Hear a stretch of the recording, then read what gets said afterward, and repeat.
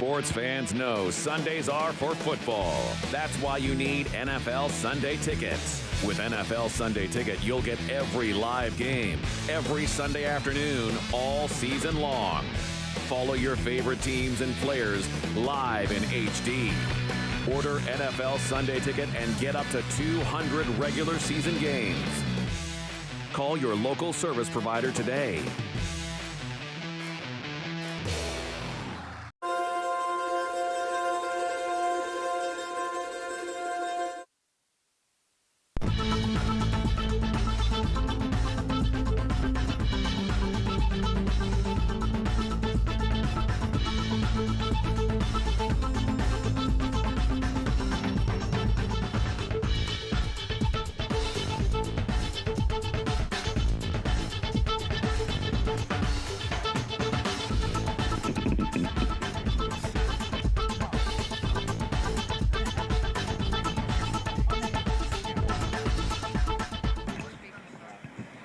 Start now? Okay.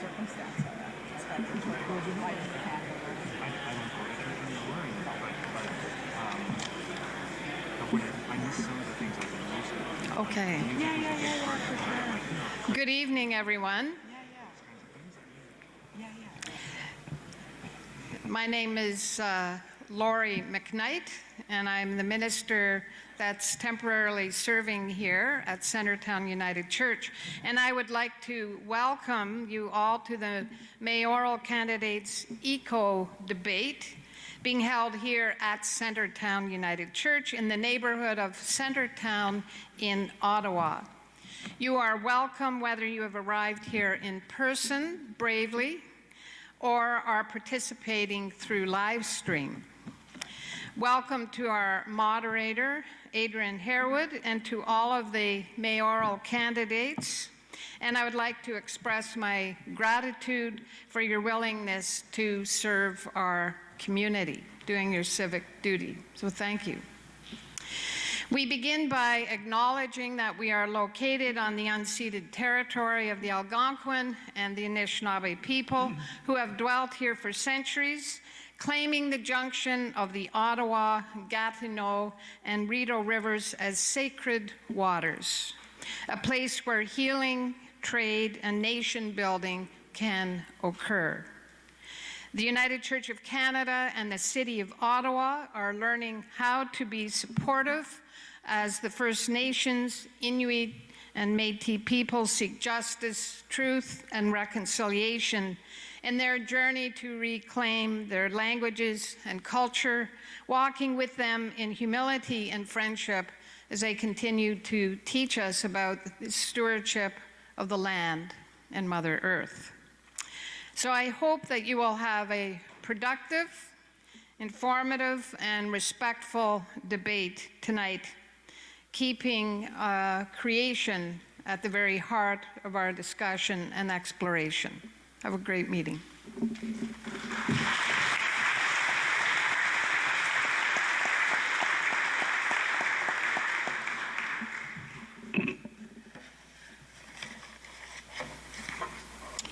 Good evening. Bonsoir, mesdames et messieurs. My name is Adrian Harewood.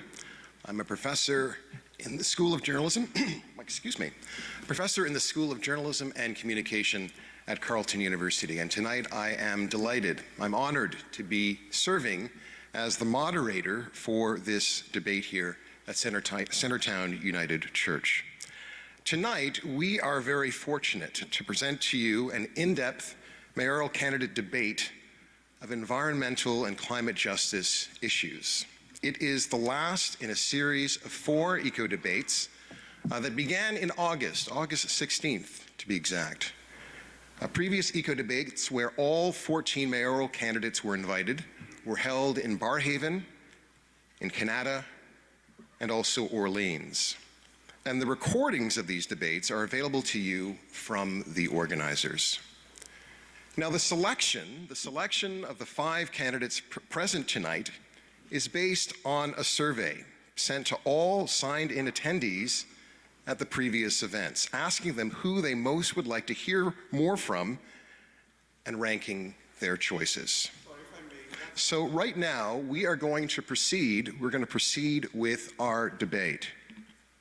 And I would just ask those of you who are in the audience just to respect the fact that we are trying to have a very civil discussion this evening.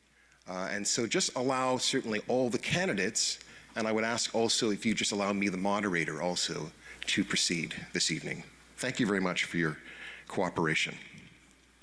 So the way things are going to move this evening is we are going to start with introductions from our candidates. There will then be an opening statement from each of our candidates of 2 minutes. I will then ask about 5 questions. We will then have a bit of a break at around 8:10 for a couple of minutes, and then we will return to another set of questions, and those questions are coming from organizations in our city. So to get things started, I would just like to ask our first candidate, Brandon Bay, to introduce himself. And I would ask all of our candidates in their introduction, if you can try to answer the question, who are you and what qualifies you to be our mayor? So we're going to start with Brandon Bay. Brandon. Thank you, Adrian. Happy to kick us off tonight.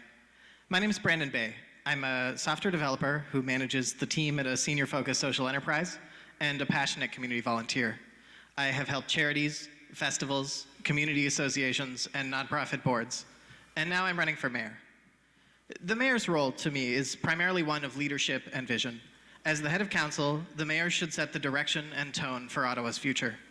They should be the strongest advocate for seeing that vision through, inspiring staff and council to work toward it, and communicating it to the world. These are skills that I have spent years honing. I have led teams in professional, governance, and volunteer capacities since childhood, through shared passion and mutual respect. My career in tech has given me an appreciation for using data to back up decisions. It has helped me learn to communicate complex ideas simply, and I would work hard as mayor to improve transparency at City Hall and justify my votes and decisions using facts and data. My green track record in the original question can't be viewed so much through a political lens. I haven't had a chance to vote in favor of sustainable initiatives, but I live a life that I hope will assure you that I would. In childhood, I began collecting and recycling people's litter left along the rural streets, and in the many years since, I have remained a naturalist, connected to the environment and spending a lot of time in it.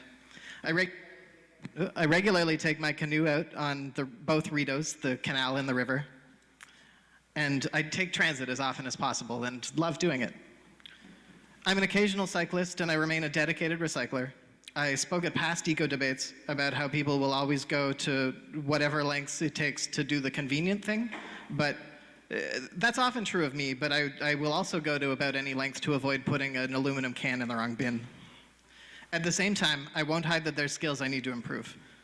I attended a workshop on municipal finance this campaign and have read countless laws, bylaws, and staff reports since I first decided to run in November. Pour améliorer mon français, j'ai embauché un tuteur et je me suis inscrite à des cours en ligne. I'm in this race to make Ottawa the best it can be as often as it can be. Okay. Thanks so much, Brandon. Bob Shirelli. Thank you. Thank you all for joining us here this evening. Bienvenue à tous. You may know me already, and you may know my track record. I know how to get results, and that is what I want to do again. I can guarantee that I have not been nor will be the most exciting mayor you'll have, but I successfully dealt with the ice storm. I successfully dealt with the city amalgamation. I successfully dealt with the original train project without problems or crises. I successfully froze property taxes as regional chair and mayor for 6 successive years. I successfully held 4 senior cabinet portfolios in our provincial government. I was the first mayor in Canada to implement no smoking in public places, and I was fortunate to have excellent councillors and managers. You can count on me. For example, on my initiative, the city created a joint venture to collect methane gas at Trail Road and convert it into electricity, selling the product to the grid, worth millions of dollars to the city, extending the life of the landfill, generating revenue for taxpayers, and reducing greenhouse gas. Those are the kind of results I expect to achieve again. I was the Ontario Minister of Energy who shut down the giant Nanticoke coal-fired energy plant, the equivalent of removing 7 million cars from the road. Environment and climate change are too important to be left to pious platitudes and wishful thinking. This election is about knowing how to deliver actual results. Thank you. Thank you, Bob Shirelli. Catherine McKinney. Thank you, and hello everyone. My name is Catherine McKinney. I'm running to be your mayor.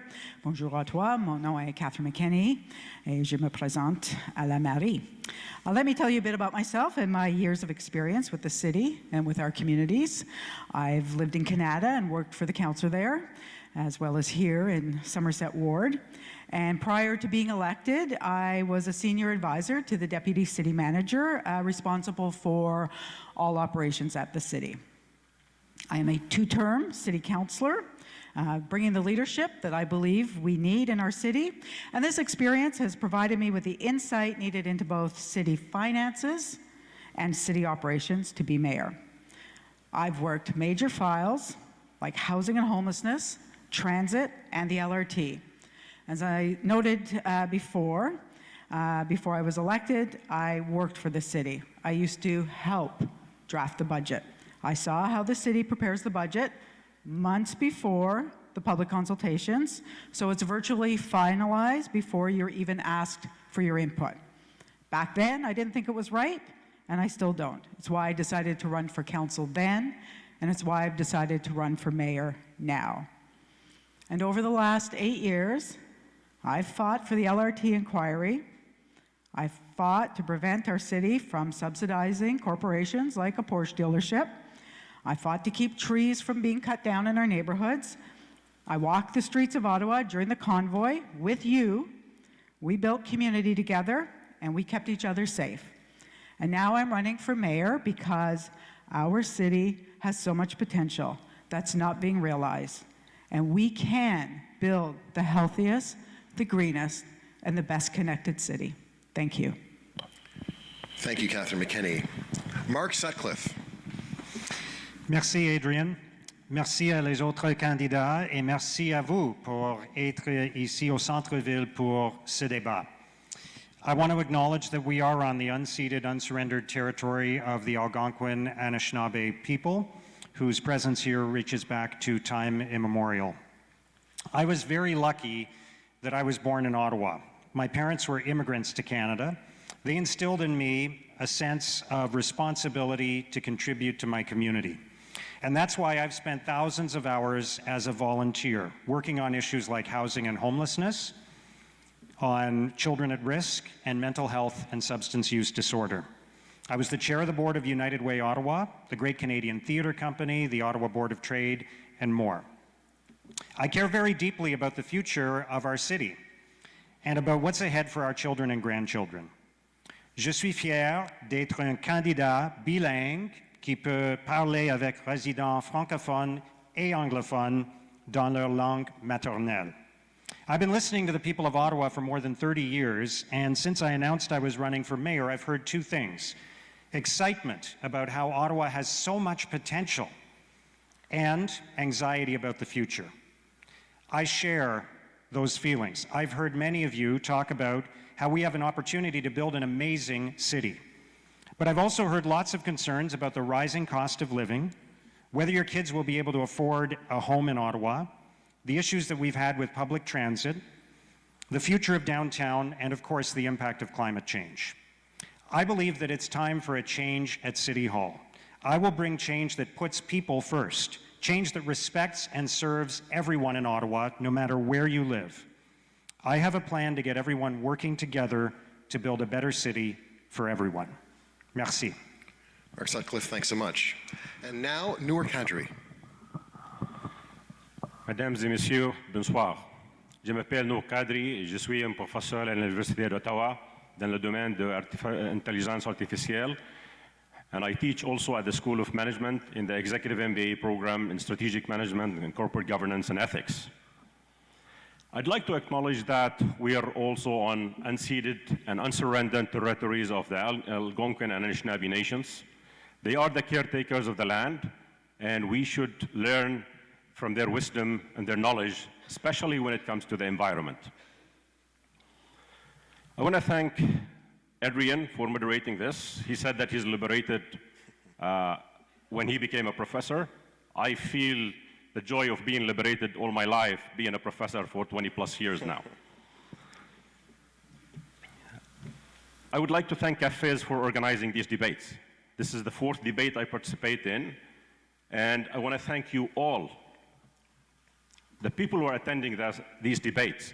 We had 1,400 plus people who have joined us today, and this is a remarkable testament to the importance of the environment and how people are trying to see that this is an important issue to lead on. Let me share with you my personal story that has brought me to this point as your candidate for Mayor of Ottawa. I was born in Lebanon in 1974. My father was a policeman, and my mother was a teacher. My father passed away when I was 8 years old. I went to work before I turned 9. And I worked in agriculture and farming. I worked in a jewelry store. I worked in travel and tourism. I worked as a security guard. I worked in construction. You name it, I've done it. And I kept taking care of my mother and my 3 brothers. And at the age of 24, on December 11th, at midnight, I landed in Ottawa. Someone with a master's degree in engineering, and I came here to be with you. Okay, we're gonna have to wrap up. Really, we're at the end of your time, but you will have a chance to speak again with. These are experiences that have prepared me for a life of service that have brought me to this moment running for your mayor. Thank you. Thank you. Thank you, Noor Qadri. And Noor, you're actually going to have a chance to speak again right now because we've completed the introduction part of this evening, and now we're going to ask each of our candidates to deliver an opening statement. And Noor, you're going to start, so please go ahead. Thank you. That's good. I could have merged that with my opening statement. Okay. So I've worked in telecom, in research, in government, and academia. And I established myself and sponsored my 3 brothers and my mother to come to Canada. When I arrived here on Thursday night, on Sunday morning, I called my friend Gabby, and we went to volunteer at a senior's home. We were collecting bingo cards, and that was in support of 3 charities. We made this a commitment every Sunday, and since then I've been volunteering, and I volunteered for many charities, for cancer research, for the Heart Institute, and for many other organizations. Those are the experiences that I bring. I have learned to build coalitions, to problem solve, and to lead. On the environment, climate change is with us, and we cannot ignore its existence or impeding impacts. We need to prepare for a future of climate challenges and make Ottawa a more resilient and sustainable community. Our future generations need to be assured for a future that affords them a clean and healthy environment. At the same time, we cannot ask the present generation to bear the burden and sacrifices so that the future generations are protected. Intergenerational equity presupposes intragenerational equity, and environmental justice implies justice now and in the future. To meet these great generational and existential challenges, Ottawa will need strong leadership to marshal our collective energies and resources. I bring extensive knowledge and experience from my years of work in the public, private, and academic sectors to the profound challenge before us. As a coalition builder and a problem solver, I'm the leader for this historic task. As Canada's capital city, Ottawa, in collaboration with its provincial and federal partners, as well as with other public and private stakeholders, can and should play a leadership role in environmental stewardship. The time is now for progressive, pragmatic, and principled leadership on the environment. And please visit my website at cadre.ca for more detailed information on my ecological plan that we unveiled today. Mayor Kadri, thanks so much. Mark Sutcliffe. Au cours des 25 prochaines années, la population d'Ottawa va grandir par un demi-million. Ottawa a le potentiel de devenir une ville beaucoup plus vibrante et excitante. Comme beaucoup d'entre vous, j'ai hâte à ce potentiel. Over the next 25 years, Ottawa's population will grow by 500,000 people. It's exciting, but with that growth comes significant challenges. We must manage our growth carefully. We must build enough new homes to accommodate that growth. We must improve all forms of transportation so people can get around more easily. We must make Ottawa greener and cleaner. So here's my commitment to you. I will treat you with respect. J'ai l'expérience nécessaire pour vous représenter, peu importe où vous vivez dans notre ville. I'll invest in emergency and social services, including paramedics. I won't defund the police. I'll bring a balanced approach to fix public transit and repair roads and paths so everyone can get around safely. I'll keep taxes low, cut recreation fees for kids, and work hard to make housing more affordable. I will work to build our economy at a crucial time for our city when the future of work is changing dramatically, and some of our largest employers, like the federal government and the tourism industry, are undergoing significant changes. J'ai été le premier candidat à présenter ma plateforme sur l'environnement. Je l'ai fait il y a plusieurs mois. My environmental platform contains a number of significant practical steps we can take to reduce emissions and energy consumption at the City of Ottawa and improve our quality of life. J'ai un plan compréhensif et équilibré. If we make the right decisions in the next few years, I know Ottawa can realize its full potential, and I mean all of Ottawa, whether you live in the rural parts of the city, the suburbs, or downtown. Let's work together to make Ottawa a safe, reliable, and affordable place for our children and grandchildren. Thank you, Mark Sutcliffe. Catherine McKenney. Thank you. I am running for mayor to make Ottawa the healthiest, greenest, and best connected city in Canada. Because everywhere I go, people tell me they're ready for change because they recognize the potential in our city. And together we will create vibrant neighborhoods that make us proud of where we live. We will invest in affordable housing and build a healthier, greener, and better connected city. We will run transit that takes you where you need to go on time. We will make our roads and sidewalks safe for everyone. We will build fun public spaces and parks in your neighborhood. And your kids, 17 and under, will ride transit for free, because this makes life more affordable for families. And when I am mayor, no community will be left behind.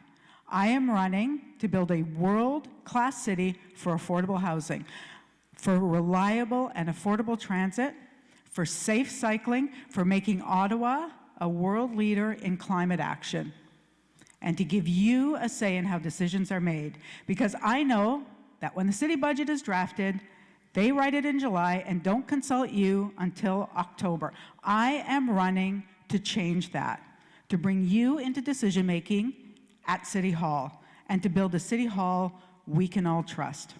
Our city has so much potential. Working together will make Ottawa the healthiest, the greenest, and the best connected city. Thank you. Thank you, Catherine McKenney. Please hold your applause. Thank you very much. Bob Shirelli. Thank you. As anyone who has lived in Ottawa over the last several decades knows, with a high degree of certainty, the rising temperature of our planet, resulting in ever more frequent destructive and devastating storms, is an existential threat to us all. As a result, it is essential that we do our part to help achieve the national objective of zero greenhouse gas emissions by 2050. While the federal and provincial governments have the lead and primary responsibility for action, having most of the available funds and tools, we in the City of Ottawa must do our part, achieving maximum outcomes within our fiscal capability and limited tools. We need practical and affordable initiatives, and this evening, I will be presenting a number of practical and affordable initiatives. Bob Shirley, thank you. Brendan Bay. I'd like to take a moment to thank the People's Efficient Plan Group for organizing, Adrienne Harewood for moderating, and the Centretown United Church for hosting us, along with the many of you that came out to attend and even more online. But I'd also like to take a moment to thank the candidates who were not invited to join us tonight. Your passion and ideas are so valuable in this discourse, and your supporters have a voice thanks to you. I encourage everyone to watch their videos online when you have a chance. I do appreciate, though, how the smaller field lets me speak at a reasonable pace for once.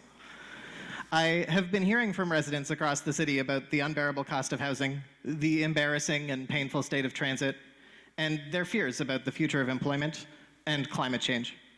All of these things are related, and the solution to them is to invest in our communities. That starts with housing. Ottawa is expected to grow by 500,000 people, as Mr. Sutcliffe mentioned, which translates to about 200,000 new homes we need to build in that time.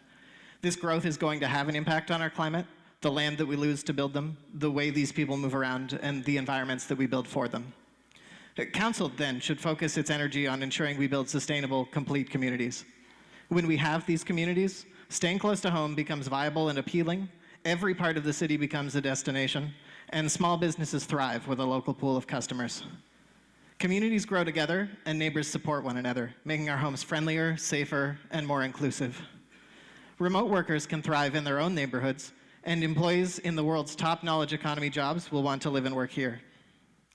Transit can be streamlined between these hubs, opening up new options for residents without cars.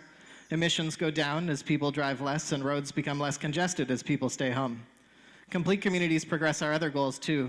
The swaths of service parking lots in our suburban communities can become farmers markets, parks, new shops, and new homes. Complete communities, and with them, climate justice, must be at the heart of everything we do in the coming years. They benefit everyone, and they will turn Ottawa into an affordable, sustainable, world-renowned capital city. Thank you, Brandon Bay. We're now going to move to our first question, and the first question is going to go to Brandon Bay. He will have about 1.5 minutes to respond, and then the other candidates will respond and engage in a debate. In this section, each question should last approximately 8 minutes. So the question is this: although the City of Ottawa has a climate change master plan, the plan remains off budget and off track. How do you propose getting back on track in terms of dedicated senior management, budget commitment, and broader community engagement? Brandon Bay. Corporate emissions, which is to say the city services and business, are about 5 years ahead of schedule right now, but the bars were set softly early on for them. They were under their 2025 targets the year before the plan was even approved, thanks to some great work from the Waste Department. You're right, though, that community emissions are lagging behind a little. And the plan remains in its infancy, so the city and I as well are hopeful that these programs are just taking some time to spin up. By city staff estimates, electrifying transportation and modernizing or replacing older buildings will account for 75% of all the emissions we need to reduce. These actions are and must remain the focus. The Canada Green Building Strategy is a forthcoming federal program that will help accelerate the latter significantly. The Federal Minister of Natural Resources has said that when the program launches next year, it will unleash a boom in green building construction and jobs. And it's just one of so many external sources of funding available right now. Ottawa needs to make sure that as the seat of the federal government, we are at the forefront of this benefit. To their credit, the city staff who lead the implementation of the Climate Change Master Plan are working hard to see it through. My priority would be to appoint a climate director in the other departments to make them more green with a specific focus on implementation details. The big picture vision and leadership is the job of the mayor and council, and adding more top-level bureaucrats will just give us too many cooks in the kitchen. Complete communities are a large part of the solution as well and should be the focus of our engagement. We won't meet our targets without significantly reducing vehicle emissions, and that will require building great destinations across the city, offering everything residents need to thrive. People in these communities know what they're missing and what they have that's worth holding on to. We have to listen to them.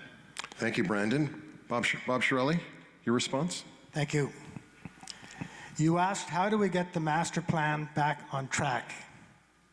With respect, the plan never was on track. Politicians and bureaucrats spent 4 years and millions of dollars to draft an unviable plan calling for an expenditure of $32 billion, with a B, $32 billion, including $7.5 billion from the city over 5 years for 20 priority projects, meaning nothing will get done. And the inaction over 2 years is evidence of that. You don't solve global warming with wishful thinking. What the city has done over the past 16 years has not worked. So it's time for a new and fresh approach. I would move responsibility for developing a new realistic plan to Hydro Ottawa, using their experience and expertise to come up with sound environmental solutions that are fiscally responsible. Not the politicians, not the bureaucrats. Solving climate change by adding one senior bureaucrat is totally misplaced and shows an unwillingness to deal with the real issues in a real way. Thank you. Catherine McKenney, you were on council for the last four years. Bob Shirelli says that the plan was never on track, this climate master plan. Do you agree with that? I do. The city wrote a plan, it's a good plan, didn't fund it. Actually, the city's portion of the plan is about 5%. The investments that the city would make will catalyze investments across the community. So let's get that, we need to get that straight. But what we need today is action. So we need action, and what I'll do as mayor is I will preserve and grow the green space that we need. We will green buildings to reduce emissions, save you on energy costs. We'll improve waste diversion so nobody has to throw out their organics or their plastics. We'll build healthy, walkable communities, affordable transit, and we'll make Ottawa into a world-class city for cycling so you can choose to bike safely no matter where you live in this city. And we will end urban sprawl that costs you tens of millions of dollars every year. It has got to end now. Thank you. Mark Sutcliffe, is there anything that you disagree with? Catherine McKenney, do you concur with what you just said there? So I think leadership on climate change starts at the top. Je pense que le leadership sur le changement climatique commence au bureau du maire. And we need the mayor and council to make this a priority and for the city of Ottawa to lead by example. And that's why I released my environment plan more than a month ago. I was the first candidate to do so. And it's a thorough and comprehensive plan that includes establishing a mayor's roundtable on the environment with not-for-profit organizations, including cafes, including Ecology Ottawa, including the Ottawa Riverkeeper, and more. Je vais établir une table ronde sur l'environnement avec des organismes à but non lucratif, comme Ecology Ottawa, Ottawa Riverkeeper, et cafés. I will also provide regular public reporting on carbon emissions in line with the city's 2040 climate goals, and I will make significant investments through Hydro Ottawa to retrofit a number of city buildings that are consuming way too much energy. They are adding to emissions, and they are costing us a lot in energy consumption. We will also build charging stations. Did you know there are only something like 26 electric vehicle charging stations in Ottawa right now? I intend to build 200 more. And we will reduce, by doing that, reduce emissions and energy costs.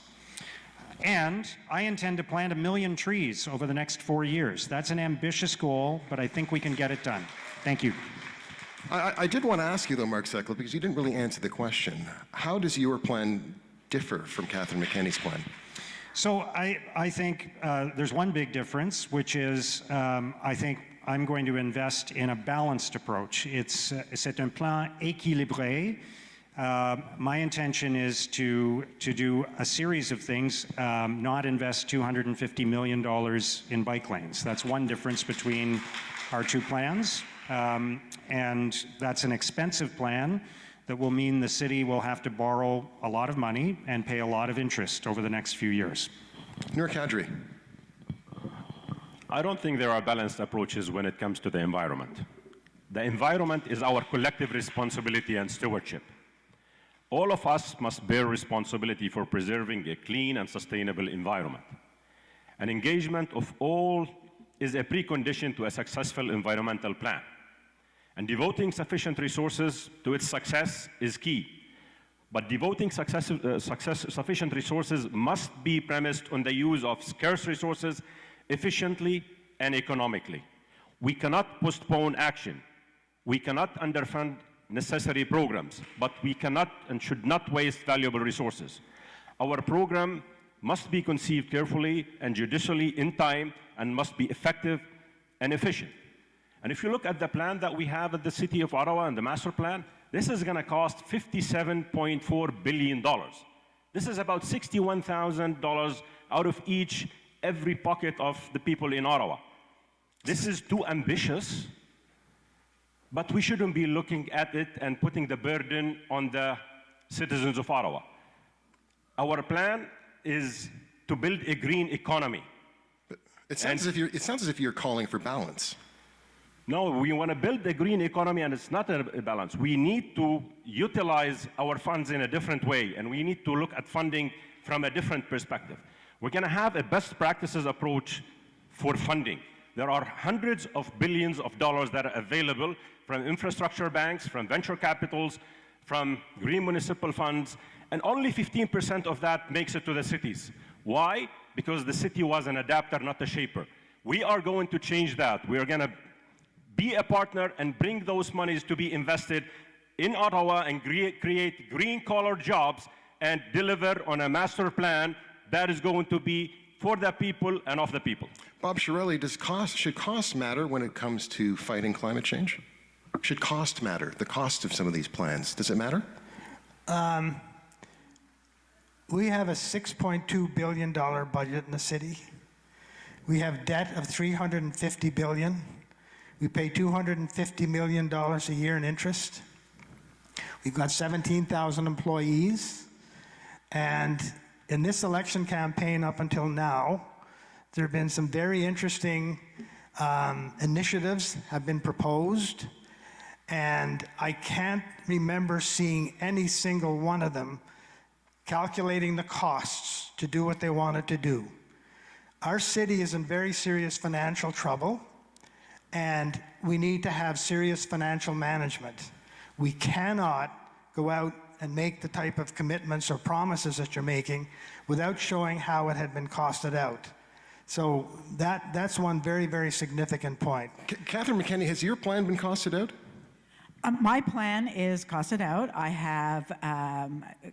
I will be putting out my entire financial plan next week. I'm looking forward to it. And it will show exactly how we will fund my entire platform. And I'll just say this about debt. You know what? We found $333 million in debt for Lansdowne 2.0. Nobody asked the question. We found another $131 million when the main library went over budget. Nobody asked that question. So I'm saying to you, we're going to build an equitable approach to how we move around this city, and we are going to do that in a way that is measured and that makes sure that we have got the infrastructure in place to provide ourselves with an equitable approach to how we move around the city. Kids deserve to go to school safely. We deserve good, affordable transit. We deserve wide sidewalks. We deserve to be able to get around our city in an equitable way. Mark Sutcliffe, what makes your plan cost effective? So I'll have a fully costed plan as well. I'll have a full financial plan coming out next week. So you don't know yet? Bit of a coincidence. So it's being worked on now, and all of the plans that I've been talking about are achievable under that financial plan. I think it's important to point out that taxes are important in this equation. Taxes are important to the people of Ottawa. And we've heard one candidate say that he will freeze taxes in the first year, which I think is a political gimmick. I don't think it's something that can work. It will lead to bigger tax increases later. And we've heard Catherine McKenney saying that they will keep tax increases to 3%. Which I don't think is credible. I don't think the people of Ottawa believe that's possible given all the things that Catherine is talking about spending money on. And as one example, the $250 million worth of bike lanes is going to cost something like $15 or $20 million a year in interest and principal. And that represents a 1% tax increase just for that one initiative, not including the additional spending on OC Transpo and the reduction in Transpo revenue because of the free fares for people 17 and under. So I think people deserve an honest answer about where their taxes are going to be, and I intend to deliver that next week with my full financial plan. Brandon Bay, you've looked at all of these plans. You know the peril that we are in. Are these plans ambitious enough? So I didn't hear the first. No, I said that all the climate scientists are saying that we are in peril right now, right? And I'm asking Brandon Bay if the plans that you've assessed, your opponent's plans, are they ambitious enough? All of them certainly are in their own ways. You know, there are good things in everyone's plans.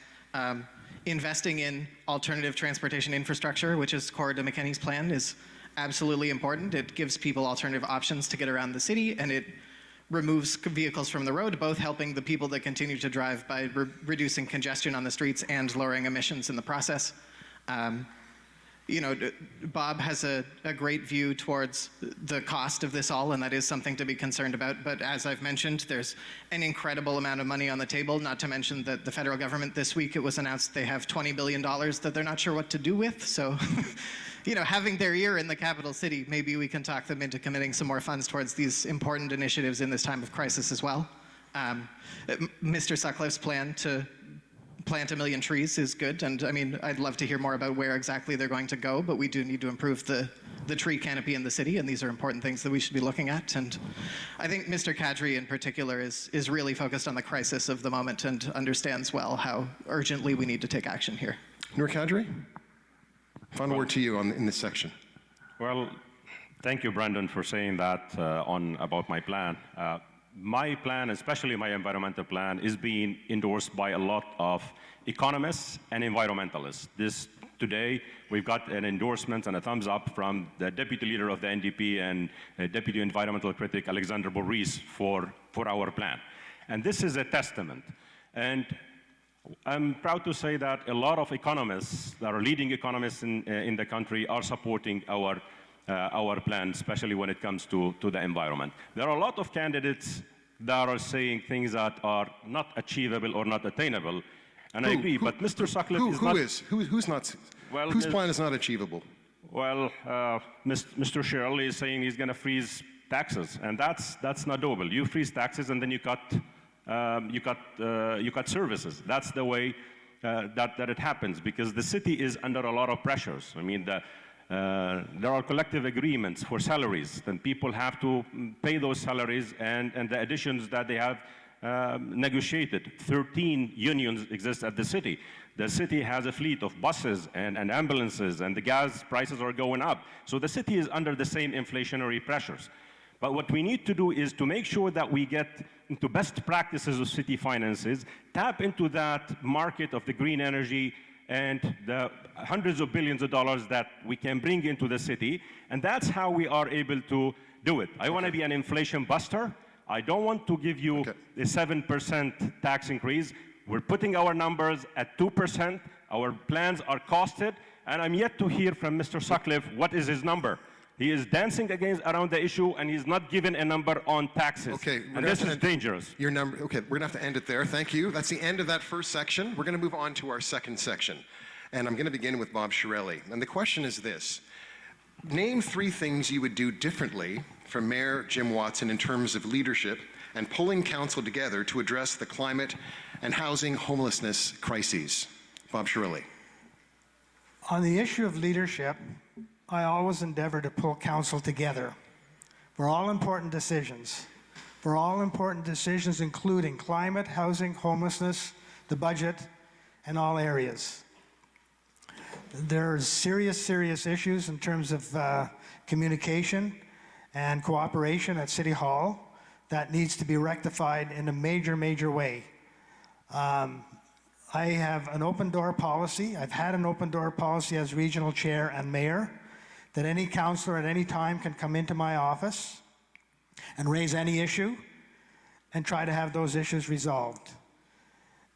I discuss with the councillors what are their priorities in their ward, and I try to help them in every way possible to help them in their ward. There's been a lot of vitriol and problems with this particular council that everybody knows about. I've always been open and transparent with the public, council, and the media. My track record is well known. I deliver and work collaboratively with council and council groups. I am a reliable facilitator. For example, when amalgamations across the province and country resulted in chaos, I was able to bring together the entire community, rural, suburban, and city councillors, again exercising facilitation. I spend about 45 or 50% of my time as an elected official facilitating. Okay. Getting the right people in the same room at the same time to try to make things happen. All right. We were able to create a seamless and effective transition to the new city out of 12 squabbling political governments. Thank you. Thank you. Catherine McKenney, some would say that you were part of a council that squabbled a fair bit, a rather fractious council. Do you have the ability, like Bob Shirley says he has, to bring this council together? I do. I have worked well with my colleagues. I will say this about Bob. I was there at the city, and he did work very well with all of council, and he did bring council together. And I'm going to answer the question, what the three things I would do different. Every morning as mayor, I will wake up and I will ask, who slept in a shelter last night? That's the first thing I'll think about. And who ended up homeless? Who is about to fall into homelessness? We need to ensure that everyone has a safe and affordable place to live in this city.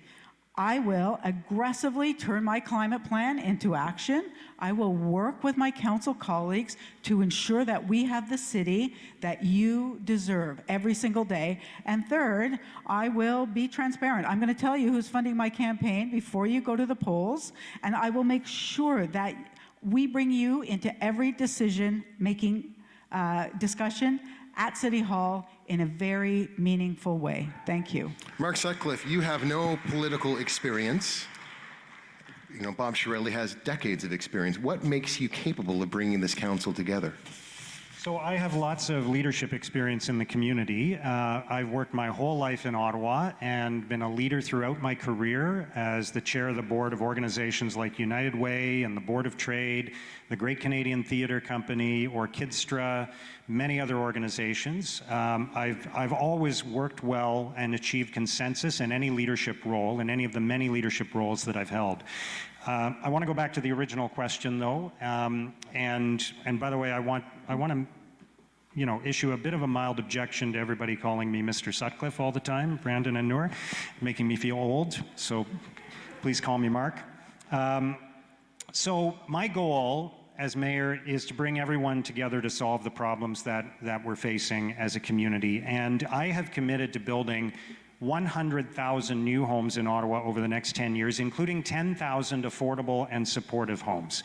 And we're going to do that through smart intensification while respecting community design plans and without expanding Ottawa's urban boundary.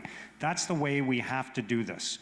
And the other thing that I will not do is do a blanket removal of R1 zoning across the city so that people who live in neighborhoods like Old Ottawa South and Alta Vista and others will see their neighbor sell their house and the new owner putting up a 4-story building that has 6 units in it.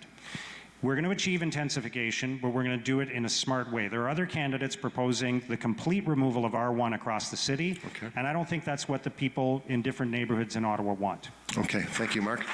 Noor Kadri, you know, you've been a professor, as you told us, for a very long time. You're a political neophyte. What makes you capable of bringing this council together to deal with the very real problem of climate change and homelessness? I have been a coalition builder all my life.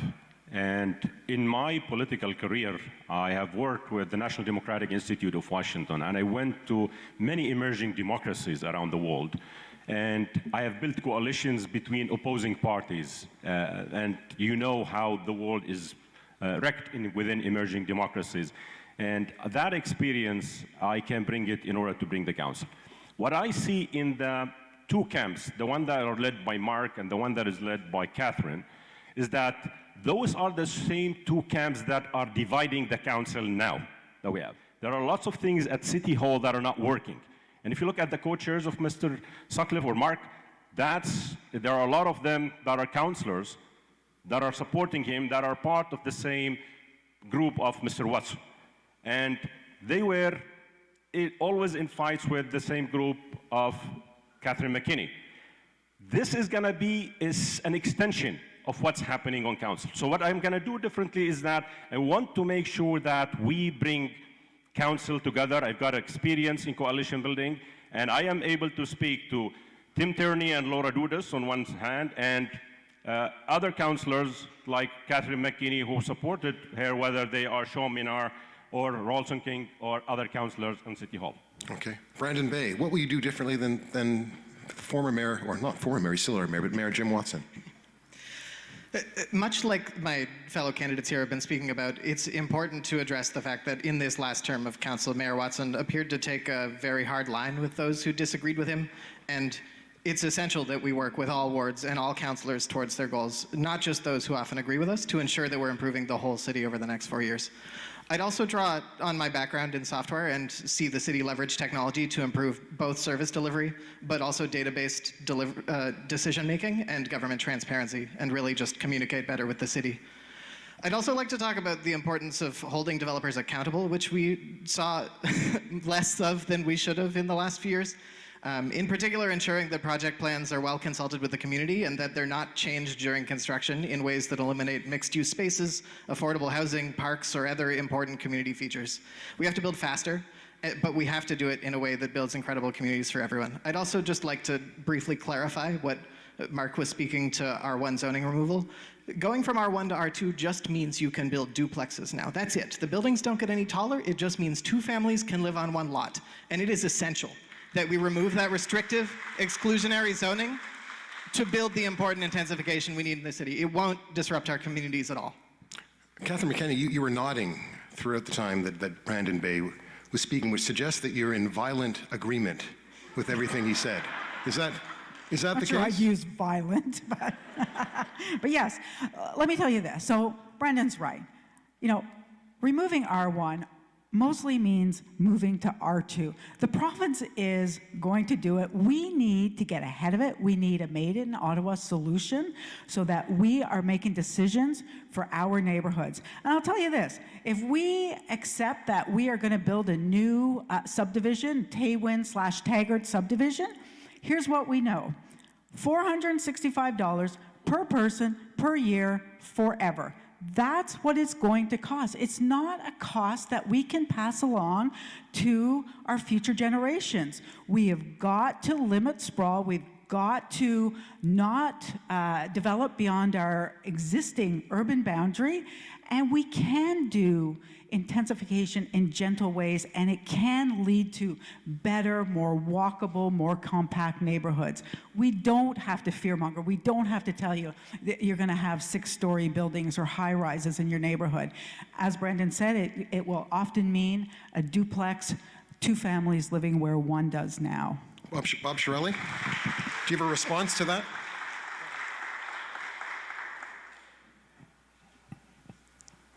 I support intensification. We have a debate that's been going on in our community for some time.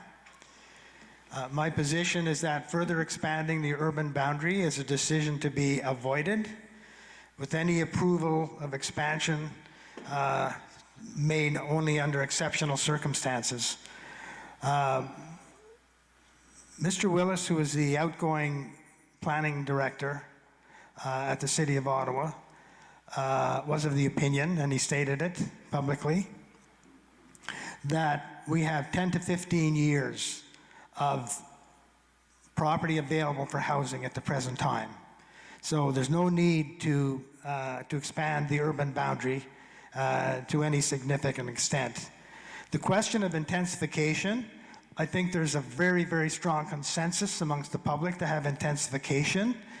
And we're talking about the details about how we're going to do it.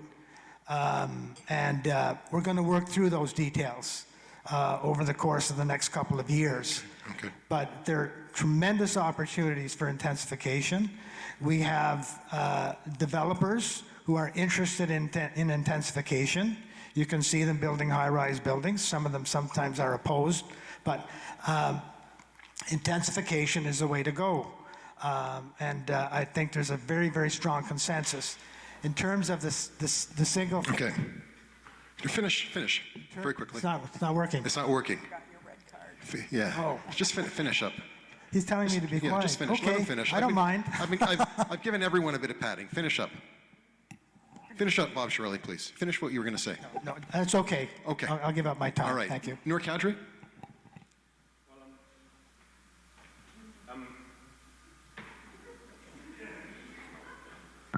It's working now. Okay. So I'm against removing the R1 zoning because we need to preserve the identities of communities. I don't want anybody in Orleans or in Barrhaven or in Ottawa South or Kanata having high-rises in their backyards. We need to preserve the identities of communities. On the other hand, the solution is with intensification, but we can have intensification close to transit. We can have intensifications in urban places. We can have intensification, and I've seen very good ideas as I go on the campaign trail, on shopping malls in general, where that's going to be good for both for business and for the people that are going to look at this. But one important thing that we have to do in all these types of projects, and this is how I'm going to differ from the previous administration, is we need to be transparent and we need to be accountable. And transparency and accountability are going to be guiding principles at City Hall when Noor Kadri is the mayor. Mark Sutcliffe, final word to you in this section. Sure, thank you. So, there we go. So first of all, I want to use an example of the kind of intensification we can achieve. And I talked about this when I announced my plan to build 100,000 homes over the next 10 years in Ottawa. Look at Bayview Station. It's the intersection of the two main transit lines in Ottawa, Line 1 and Line 2. There's 21 acres of land there that the city owns. If you stand at Bayview Station and you do a 360-degree turn, you don't see very much housing. There's a huge opportunity there to have smart intensification very close to public transit and to include a lot of affordable housing in a development there if we partner with Ottawa Community Housing, with other social organizations, and with the development industry. So there's a huge opportunity there to build lots of affordable homes close to public transit. That's one example. I just want to come back to something that Noor said. I'm very proud of the coalition of people who form the honorary co-chairs of my campaign. I encourage you to look at their names on my website at marksutcliffe.ca. They're a cross-section of people from throughout the community and from across the political spectrum. That demonstrates the kind of leadership that I can bring to City Hall, because I can work with anyone. I can work with anyone on the current City Council, anyone who's running for City Council right now. I'm prepared to work with everyone to build more homes and build a better future for our children and grandchildren. Everyone got a chance to speak twice in this section, except you, Brandon. So, Brandon, you have the final word. My apologies. Speak twice. I guess I'll just follow up on what Mark was speaking to then. 100,000 homes in 10 years just maintains the current pace. It's status quo. We've been building 10,000 homes a year for the last 2 years now. It's projected to continue on at this pace, and it just meets the minimum we need to meet growth, to eliminate the current deficit in affordable housing, and does absolutely nothing to solve the affordable housing crisis and the housing affordability crisis for those who live here today. And we need to set more ambitious targets, and we need to elect people who understand the zoning bylaw and are willing to eliminate things like R1 that are overly restrictive. Okay. And Thank you. move towards. Okay, we're going to move on to the next section. You did speak twice. You spoke twice in this section. To build more deeply affordable housing, to invest in public transportation to enable the shift away from cars, and to address climate risks for critical infrastructure from extreme weather could require well over $500 million per year of new municipal capital and programming capital expenditures. assuming matched funding from the province and the feds. Where would you increase spending and where would you cut? Where would new immediate sources of municipal funding come from? And this time we're going to start with you, Catherine McKenney. Well, thank you. Thank you. As you know, I have a plan to address housing affordability, to invest in public transportation, and in bold climate action. And my plan has been costed, and I am excited to release my full financial plan next week before anyone heads to the polls. And I will clearly show how we can pay for a bold vision for a healthier, greener, and better connected city. And my platform can be fully funded within the 3%, the current 3% property tax approach. Now, from my experience working at City Hall on the budget, as staff and as councillor, I know that the city budget is intentionally kept opaque and difficult so that we all have a hard time understanding it. Let me ask, anybody here understand the city budget? One person. Oh yeah, I believe you. But guess what? Who wins when the budget isn't transparent? We don't. Our communities don't. When budgets are made impossible to navigate, it is easier to give money to corporate partners like Porsche dealerships, while families and people like you pay your full property tax bill. Budgets are about choices and about priorities. And my priorities are to end chronic homelessness, make transit reliable and affordable so you can get where you need to go on time, and making Ottawa a world leader on climate. Thank you. Mark Sutcliffe. Mark Sutcliffe. So there's obviously a lot we need to do here, and you know, there are big investments we need to make in order to save money on energy in the long run, and retrofit city buildings, and also build charging stations and do other things to make it easier for people to consume less energy. But I want to come back to this issue of taxes, because I think it's a really important one, and I know Catherine will release their plan next week. But Catherine is talking about keeping taxes to 3% or lower for the next 4 years. And for the last 4 years, part of the budget process has been for the City Council to vote on a direction to city staff on what the tax increase should be for that year. And every year for the last 4 years, Catherine has voted against increasing taxes by 3% or less. So that's Catherine's record on taxes. So I'm looking forward to seeing Catherine's plan next week, because I think people have a right to know how it's going to be achievable with all the spending that Catherine is talking about to achieve a 3% tax increase going forward.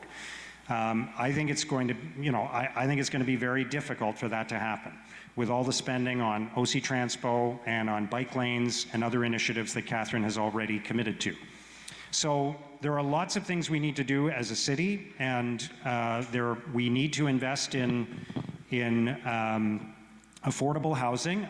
Coming back to, okay, I'm out of time. I'll finish address that in my next. Finish the thought. I just want to say the number that I talked about of 100,000 homes over the next 10 years was received with great enthusiasm by a lot of experts in the industry. It is the number we need to build over the next 10 years, 10,000 houses a year, including 1,000 affordable units and supportive units. That's what we need to do to meet our goals. Noor Kadri, are you enthusiastic about Mark Sutcliffe's plan? Not really. Because we've released our housing plan, and we're going to build 160,000 units, of which 40% of those are going to be built in the first term, so 160,000 units over the next 10 years, of which 25% of those are going to be affordable housing. Because I agree with what Brendan said. Over the last 2 years, if you look at the data from CMHC, we have 11,400 units that have been built over the last year. So this is the current situation. If we leave things as they are, we are going to build more than 100,000 homes, and we don't need any plan from Mark. Any good vision or leadership, they require to stretch their targets. There is a need. The 100,000 houses is very short. It is below the current expectations and goals, and what we need to look at is to stretch those targets to deal with the crisis that exists. If Mark is saying that some people are enthusiastic, these are the wrong experts that he is talking to, whoever they are, because the basic numbers say if we leave the status quo, it's going to be more than 100,000 houses, and the problem is going to be still the same. And Ottawa is growing. 500,000 people are going to be coming to Ottawa over the next 2 decades. Brandon Bay?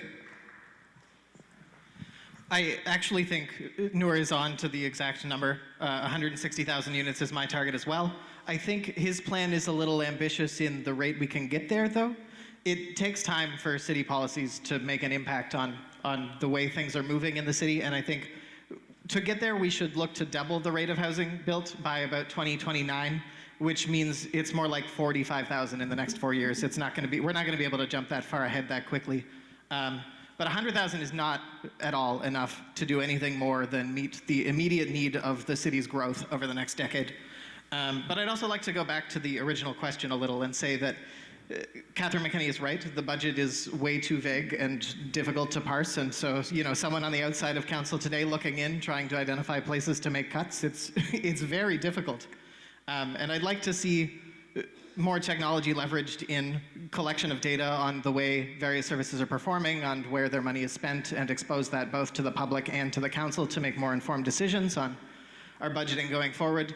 But my main budget priority is to grow programs that contribute to the city's quality of life, enhance community completeness, and advance multiple goals concurrently, all while generating more revenue to cover their costs. Some of the examples of that are an expansion of Invest Ottawa's startup programs into non-tech industries, increasing parking fees to pay for better road maintenance and public transit, retail spaces in transit stations and possibly libraries to pay rent to the city and grow some more money that way, a landlord licensing system. It's time to get creative at City Hall and dare to dream bigger. Bob Shirelli, to build more deeply affordable housing, to invest in public transportation, where would you increase spending and where would you cut? I was regional chair for 3 years. Following that, I was mayor of the amalgamated city for 3 years. We froze taxes for 6 years consecutively. We did it with hard work. We did it with spending on what we needed to spend on, not what it was nice to spend on. My position is that if I do become mayor again, the first 100 days, we'll have the best experts we can find to come in and do complete analysis of the financial situation in the city. That is not known at the present time. So it's very, very important. There are court cases ongoing now in excess of $300 million that the city might have to make good on. So that's hanging over everybody's head. So it's my position, first of all, when you look at what people are going through now in this economy, some of them having trouble making ends meet on mortgage payments, on buying food, and so forth, there's no damn way that I want to give an increase in taxes, and that's why we're on line to freeze taxes and to do that analysis for the first 100 days and what we can spend, where we can spend it. But we have the record, 6 consecutive years of freezing taxes. We're also freezing budgets for the first year. So then when we take office, if I'm fortunate enough to take office, then we are freezing the 2003 budgets, 2023 budget at the 2022 level. However, for healthcare and social services and some other items of that type, if they need an increase in funds, we would consider that. But on the situation is very, very desperate financially. Okay, Mark Sutcliffe, you wanted to intervene. If I could just speak to that for a moment. So Bob is right. He was the regional chair for Ottawa Carleton from 1997 to 2000 and froze taxes. And he was the mayor of Ottawa from 2000 to 2003 and froze taxes. And then the next mayor from 2003 to 2006 increased taxes by 11%. Do you know who that was? Bob Chiarelli. So he's mentioning the first 6 years of his term as regional chair and mayor, but not the last 3 years when he rose taxes significantly. And then in 2006, Bob ran against Larry O'Brien, who said, zero means zero. Does everyone remember that? Zero means zero.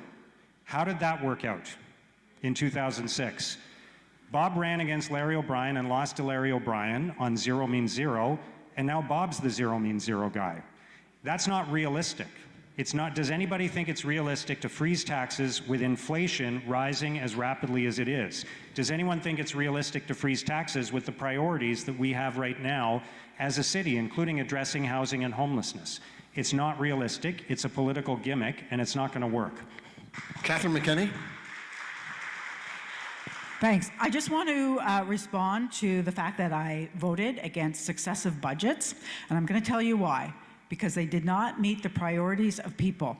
Every one of those budgets increased transit fares, decreased service, no money for climate action, cuts in recreation services, and not enough money to move families out of motels. We have got in the city 320 families with 742 children living in motels tonight. They've been there for years. They use a bathtub to wash their dishes, and they have a microwave to cook their meals. That is why I voted against those budgets. Those budgets did not do anything to help those families, and it could have. Okay. So I will continue to vote against budgets if, in fact, they don't meet your needs. Thank you. Brandon Bay and then Noor Kadri. Brandon? I agree with the idea that freezing taxes right now is irresponsible, both in this time of inflation, while the city's expenses are going up. Freezing taxes means significant cuts, but it also means we are taking no action in this time of crisis, of housing affordability, of a transit system that often doesn't work at all, and of the climate crisis that we're here to talk about tonight. Yeah, I think, okay. I think we need to behave responsively with tax increases, but there will be increases. Noor Kadri, does Brandon Bay have a point? Well, he's got a point, but in the present tight fiscal environment, I would hesitate to spend more. We need to review the current expenditures with an eye to eliminate waste and any inappropriate expenditures. And this could be done if we are transparent and accountable. There are lots of waste that is happening at City Hall.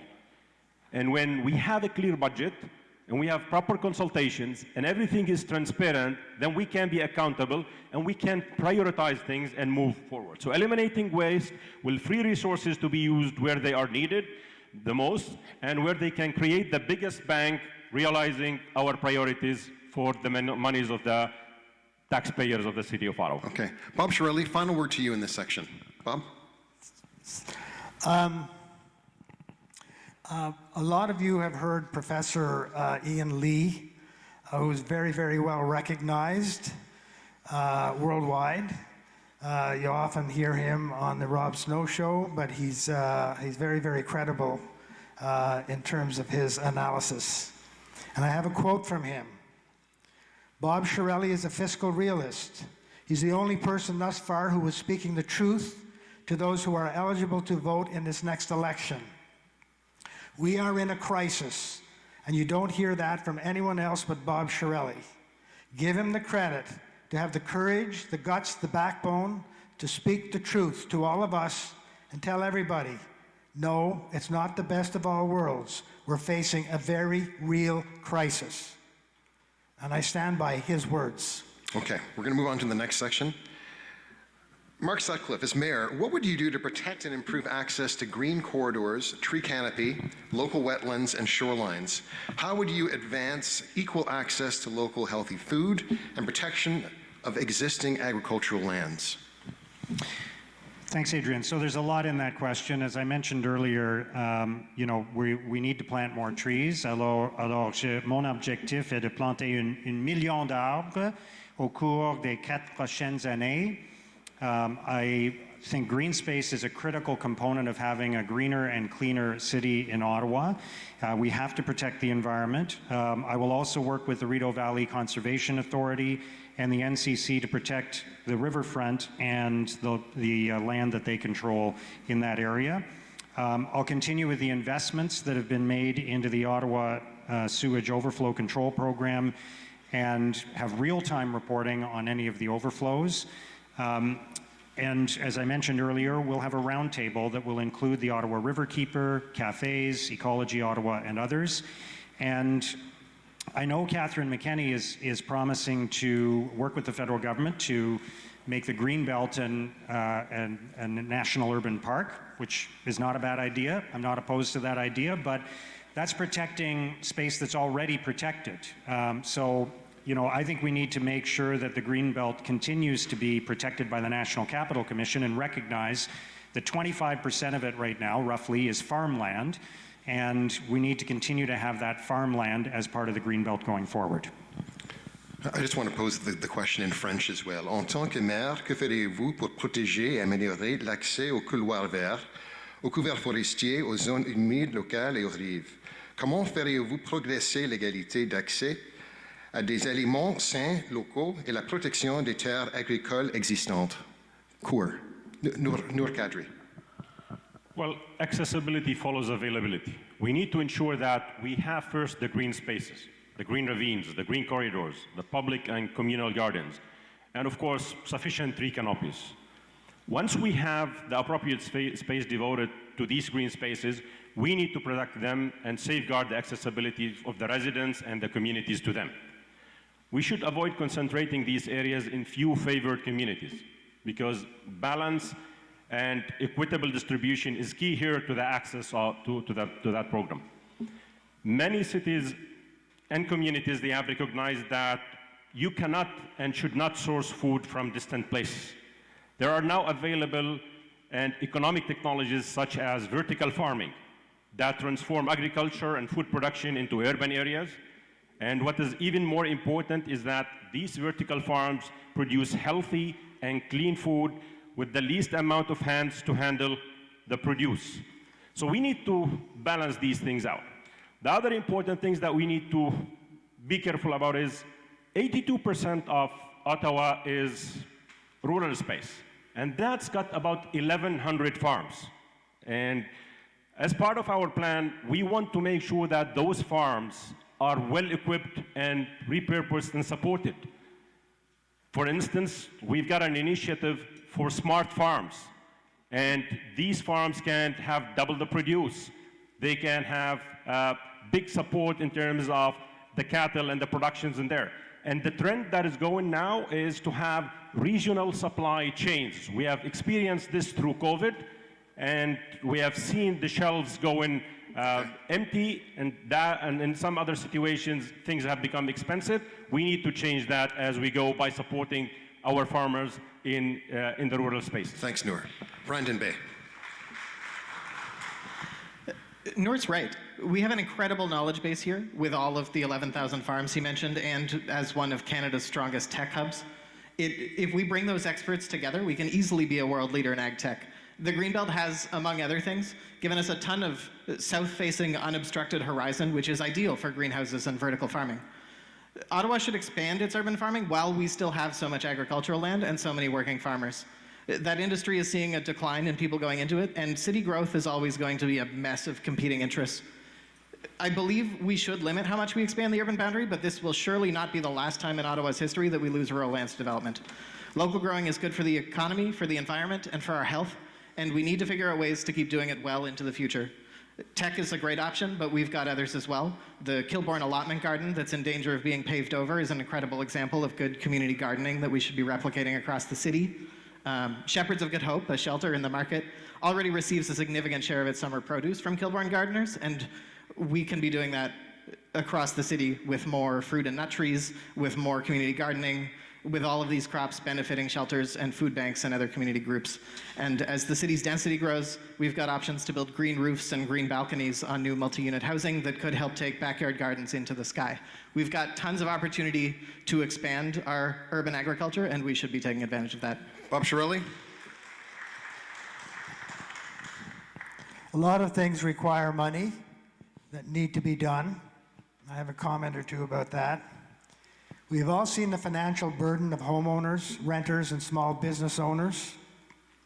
So the city's budget in year number 1 with the newly elected council needs to be stabilized and assessed. We know the important numbers. Budget $6.2 billion a year. City debt tripled to $3.5 billion. Annual interest payments of $240 million. And hundreds of millions of dollars in court cases hanging in the balance. There's a lot of uncertain things about the financial situation in the City of Ottawa. So I'm going to tell you some things I'm not going to do in budget year 1. No new roads, but more fixed roads. No Alta Vista Parkway, no twinning the Airport Parkway, no Brian Coburn Boulevard extension that impacts Mayor Bleu, no T-Win project. That's something that Mark supports. No expansion to the urban boundary except projects that are already surrounded by existing infrastructure, such as Canada North and West Carleton. Sometimes, on some things, it's just the time to say no, or it's just the time to say not now.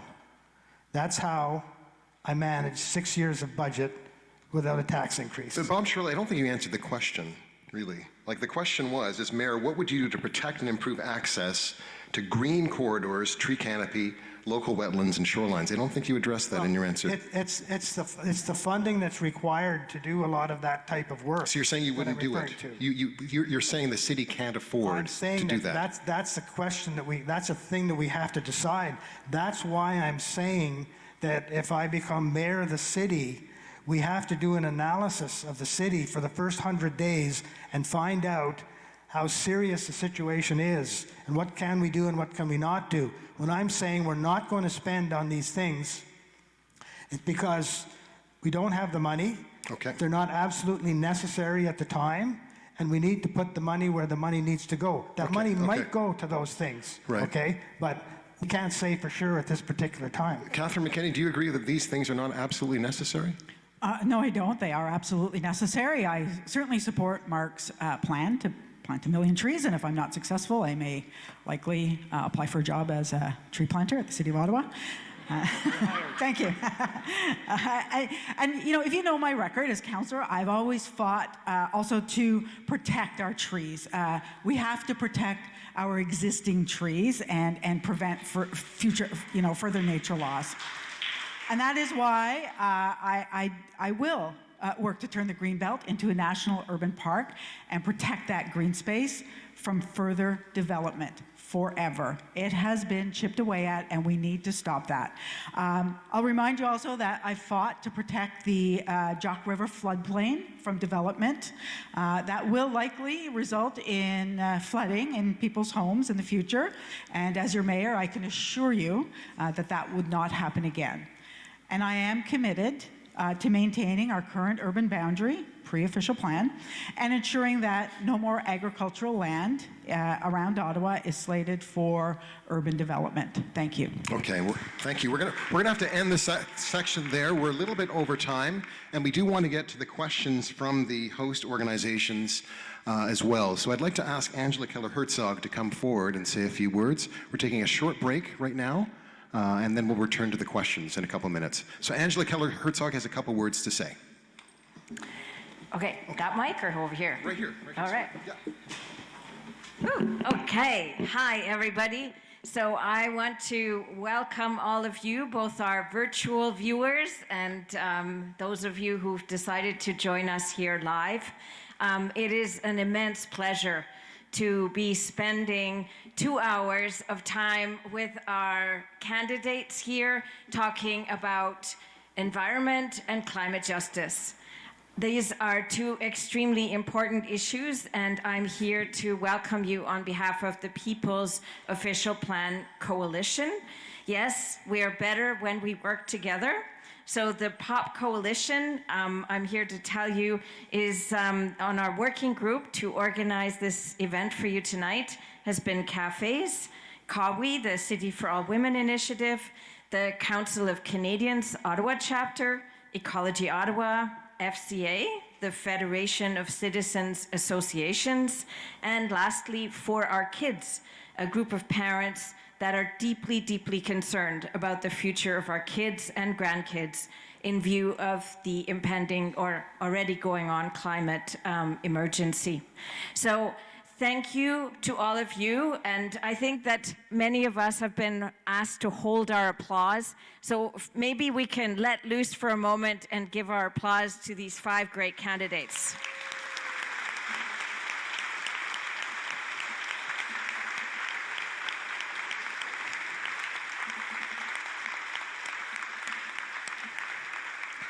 And again, I also want to give a round of applause for all of you folks, because as far as I'm concerned, you're the leading citizens, and I know that every single person in this auditorium here today is going to vote. So thank you.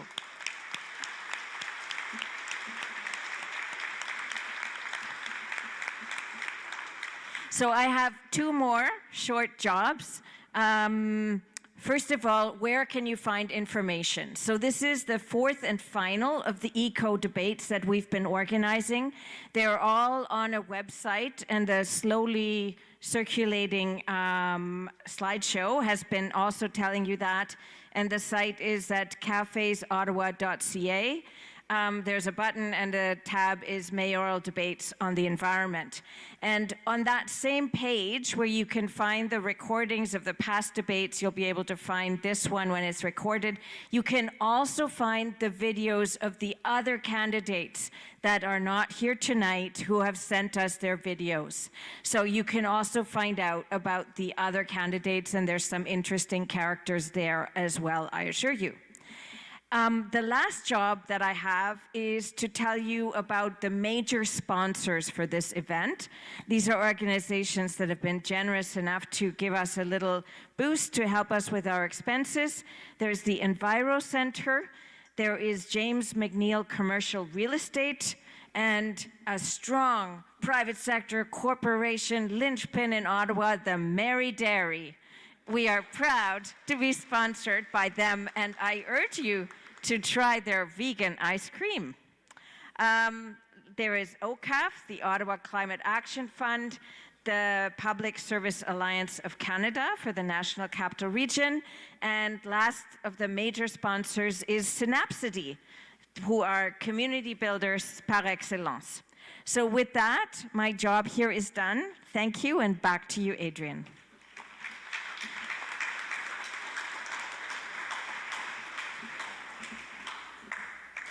Okay, I think we now want testing. First of all, how are you doing? You're okay? It's a beautiful audience. I just wish people who are watching could see that this sanctuary is packed, and it's really wonderful to see folks out. So thank you so much again for joining us this evening. I think we are ready now with questions from our host organizations, and I'm just kind of looking for a little bit of direction. Are they here?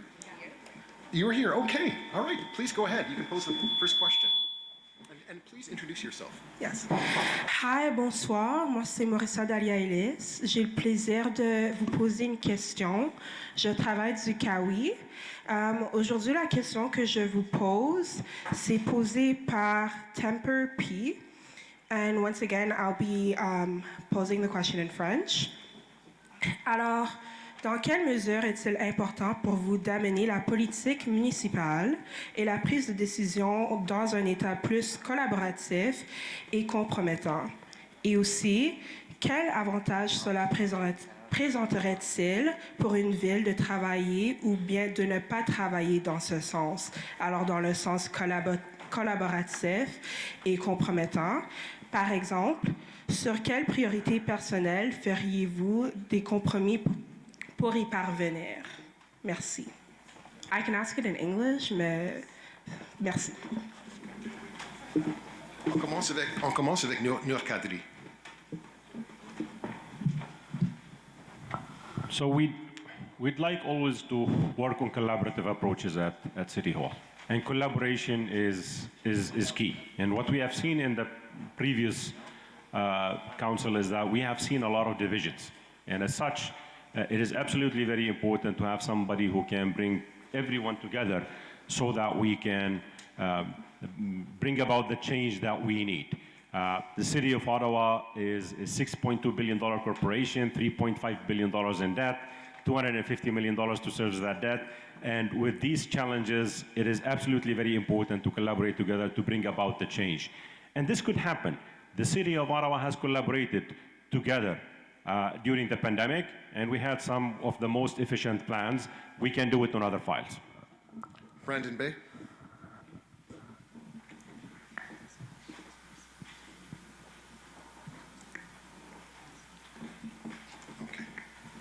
Could you just repeat the question, please? I couldn't hear it very well with all the echo. In French again? In French? OK. Dans quelle mesure est-il important pour vous d'amener la politique municipale et la prise de décision dans un État collaboratif et compromettant? Et quels avantages cela présenterait-il pour la Ville de travailler ou de ne pas travailler dans ce sens? Par exemple, sur quelles priorités personnelles feriez-vous des compromis pour y parvenir?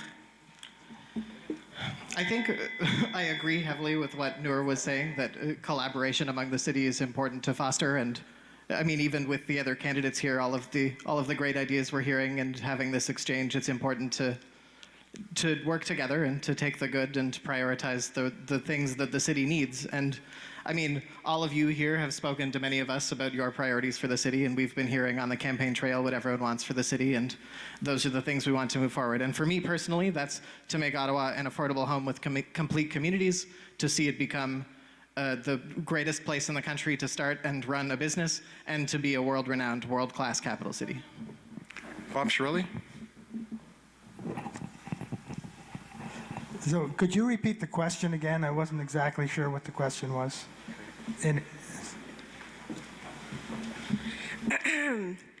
Dans quelle mesure est-il important pour vous d'amener la politique municipale et la prise de décision dans un État plus collaboratif et compromettant? Et quels avantages présenterait-il pour la Ville de travailler ou de ne pas travailler dans ce sens? Par exemple, sur quelles priorités personnelles feriez-vous des compromis pour y parvenir? Merci. Okay, thank you. Collaboration is very, very important. We've seen over the last number of years the lack of collaboration which existed at Ottawa City Hall. I believe it was precipitated by lack of proper leadership. And that has to be rectified in a new council. I had a policy when I was regional chair and mayor, and I had an open door policy that any councillor, is my time up? No. I see that. Not yet. You have 30 more seconds. All right. So, yes, I collaborated with council very, very significantly. I spent 45 or 50% of my time both as a minister at Queen's Park and as mayor doing facilitation so that councillors had access, they were given responsibility, committees were balanced, and things worked out on that basis. So if you don't have it at the leadership level, it's not going to happen. Okay. You have to have that leadership where you're totally transparent to the public, you're totally transparent to your council colleagues. Mm-hmm. Often we saw things coming forward to committee and council that had not been properly noticed to members of those committees. We're going to have to wrap it up there, Bob Shirley. Okay, thank you. Okay, thank you. Catherine McKinney. Thank you. Well, of course, I believe that it is essential that we are collaborative. I believe that we can have honest discussion, debate, and dissension. And you should be allowed to have dissension around the council table. It is healthy. No one person knows what's best for the entire city. We saw that through the convoy. What happens when we don't collaborate, when we don't work together?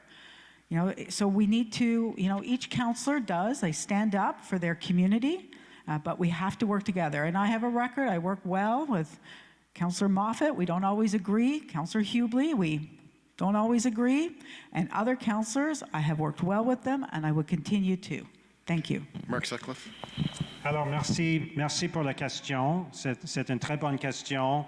Et je pense que les résidents d'Ottawa sont très inquiétés par la politique toxique de maintenant et à l'hôtel de ville pendant les 4 années passées. Alors, je vais répondre aux questions en français parce que la question était demandée en français.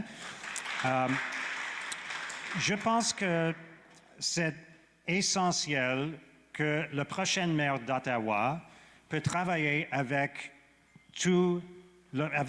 l'ensemble d'Ottawa, avec les résidents ruraux, les résidents suburbains, les résidents urbains et les résidents francophones.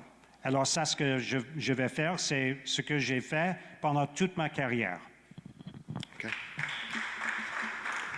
We're going to go to the next question, and I should say these questions are from viewers. So these are questions that have been sent in from viewers. Go ahead, please. I'd like to talk about Excuse me. Go ahead. Yeah. Okay, 1 second. 1 second. Excuse me, sir. Excuse me, sir. You're interrupting. Excuse me. Yo. Excuse me. Yo. Excuse me, sir. Excuse me, sir. Excuse me, sir. You're interrupting, and we're going to go ahead. All right, sir. You are interrupting the debate, and we need to go forward. Thank you very much. Can someone, sir? Sir, you are interrupting. You're interrupting a debate. It's very, very rude. It's time for you to stop. Excuse me, sir. Excuse me, sir. Excuse me, sir. Can you please stop? Thank you very much. Please, sir. Can you please stop? Thank you very much. Please go ahead. Please go ahead. Please go ahead. Yeah, should I wait till he stops? No, go ahead. Go ahead. You'll see how much censorship there is. Ask yourself why democracy we have censorship. Please go ahead. Yeah. Just go ahead. My name's Dave McNichol. Thanks for the welcome over there, sir. I'm happy to ask a question from the Council of Canadians, the Ottawa chapter. The question is from Jessica McRandall, and the question is about extreme weather. Given the increasing number of extreme weather events in Ottawa, from tornadoes to floods to derechos, putting lives and homes at risk, what actions do you believe can be taken at the municipal level to protect our community going forward? Brandon Bay. Thank you. One of the biggest and most immediate actions we can take is preserving and even expanding on the natural spaces we have that act as important stormwater drainage systems. That includes the Club Link golf course that's being proposed to be paved over. That includes other developments. Mark earlier mentioned Let's Intensify Bayview Station, which right now is all grass and green space, but there are places like train yards that are paved over monstrosities that we could build communities in instead. And I think it's important to protect the natural systems that we have to really let the environment do a lot of this work for us, because it's the fact that we've been destroying it all that we're suffering so much today. Bob Shirley? Yes, we will be issuing a full environmental policy in the next 24, 48 hours. But part of it is as follows. The city's Energy Evolution Strategy 2020 identified the 5 actions which will have the most significant impact on reducing greenhouse gas emissions. Electrify personal vehicles, 22.7%. Retrofit existing residential buildings, 17.9%. Divert organic waste from landfill and create renewable natural gas, 17.2%. Retrofit existing commercial buildings, 15.1%. And transition to zero-emission commercial fleets, 8.3%. Collectively, these 5 actions account for roughly 80% of the greenhouse gas emission reductions required. They identified the cost of implementing the full strategy at $32 billion over the next 28 years, or $1.2 billion per year. This level of spending is outside the fiscal capacity of the City of Ottawa. Even the 20 priority projects identified were estimated to cost $7.5 billion over the next 5 years. Again, despite the wish fulfillment dreams of some, that is outside the range of our capability. We cannot afford the property tax increases or substantial and unsustainable increase in the city debt load for that. Okay, we're going to have to end it there, just Bob one Shirelli. second. You're way over right now. So really, I'll give you 5 more seconds, and we're going to have to wrap it up. Okay, we need to work with the federal and provincial governments, nonprofit organizations, as well as industry in order to solve this problem. Thank you. Catherine McKinney. Thank you. We need to give people a choice in how they move around their city. Sometimes people will need to drive. Sometimes they will choose to cycle. Sometimes they will walk, and sometimes they'll take transit. And often they'll do 1, 2, or 3 of those things all in the same day. It is essential that we provide that choice to people so that we can get them out of their cars and onto more sustainable ways of moving about. We also have to remove emissions from our buildings, and we can do this, and we can do it affordably. Ottawa Community Housing just retrofitted an entire community, net zero, passive, and and it costs a little bit more upfront, but every single unit, every year, to heat and cool per unit per year is $15, 15. We have got to make the action to get there. Thank you. Mark Sutcliffe, please go ahead. So I respectfully, Catherine, I thought your answer was interesting because you said we need to respect, as I've said many times during the course of this campaign, we need to respect people's choice to move around the city the way they want to. But your choice is to invest $250 million in borrowed money in one form of transportation, prioritizing bikes over cars. And you just said it's okay for people to drive, but we have to get them out of their cars. So I'm not sure how those two things line up with each other. Going back to the original question, though, which how was about... How is that a contradiction?